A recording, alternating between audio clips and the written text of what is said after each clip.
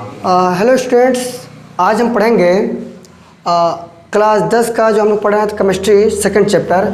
इसमें सबसे ज़्यादा इम्पॉर्टेंट जो टॉपिक है खाने का सोडा बनाना।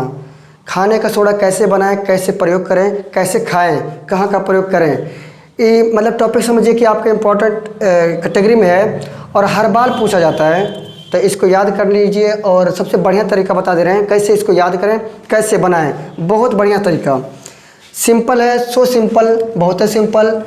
अंग्रेजी में इसको कहते हैं बेकिंग सोडा, हिंदी में कहते हैं खाने का सोडा। तो खाने का सोडा कैसे बनाएं, इनका नाम क्या है? अगर हम रासायनिक नाम की बात करें तो इसको कहते हैं सोडियम बाइकार्बोनेट। क्या है? Sodium bicarbonate. जो अणुसूत्र होता है इसका कि इसमें कौन कौन से अणु मिलके बने हैं, तो भैया यहाँ पे NaHCO3 होता है। सोडियम, हाइड्रोजन, कार्बन, ऑक्सीजन मिलके बनता है, इसे कहते हैं सोडियम बाइकार्बोनेट। ये रासायनिक नाम है इसका, सही है।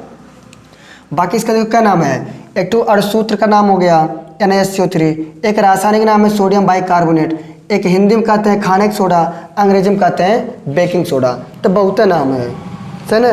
कोई लोग कह दिए हमको बेकिंग सोडा दे दीजिए, नहीं पता है उनको, कहते मीठा सोडा दे दिया, खाए वाला सोडा दे दिया, तो कहे चले जा।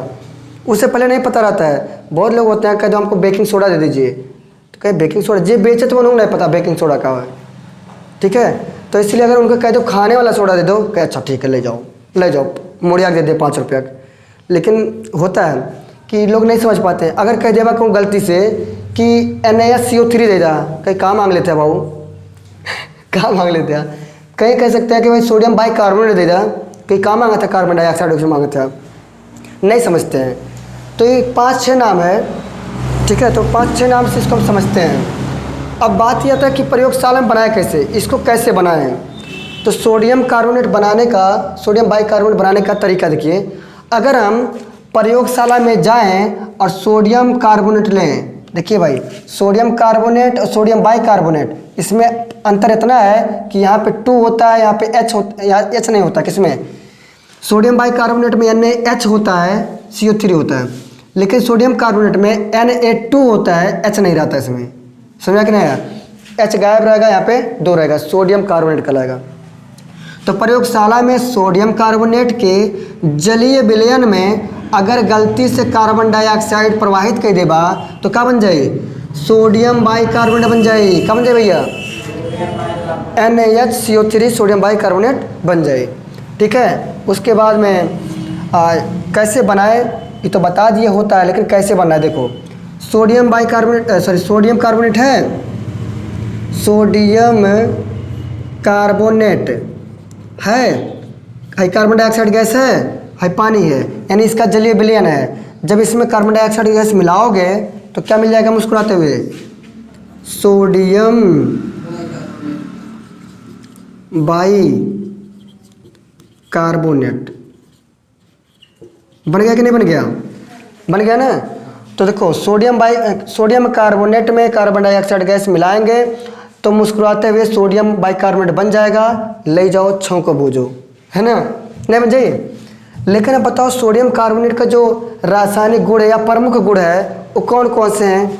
इसका प्रमुख गुण कौन कौन है वो बता रहे हैं। पहली बात, जो सोडियम होता है, सोडियम बाइकार्बोनेट जो है NaHCO3, ये होता है सफ़ेद रंग का ठोस पदार्थ। कौन से कलर का होता है?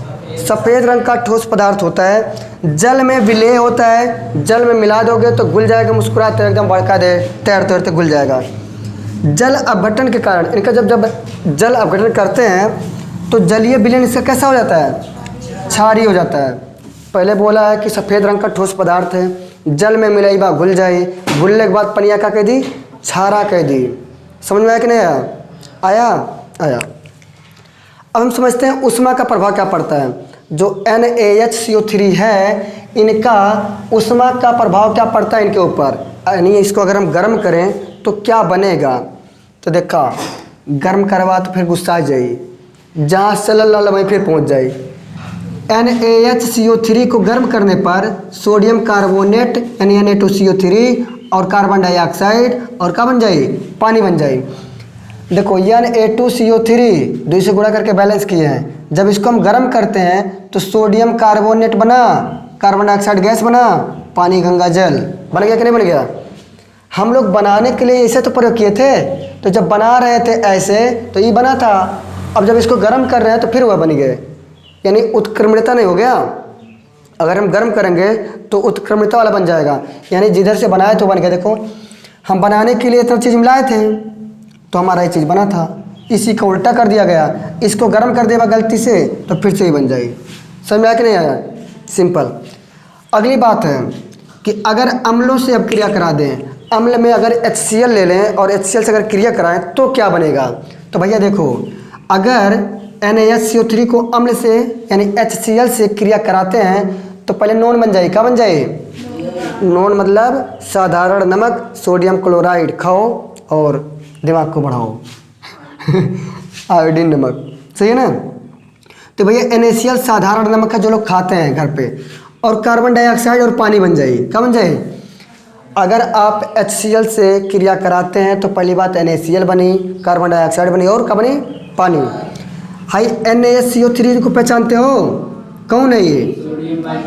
Sodium bicarbonate. बहुत अच्छे। हाई क्या है?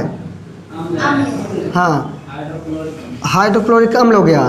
तो जब इससे क्रिया कराते हो तो क्या बन गया? ये नॉन बन गया। साधारण नमक भी कह सकते हो इनको, साधारण नमक भी कह सकते हो।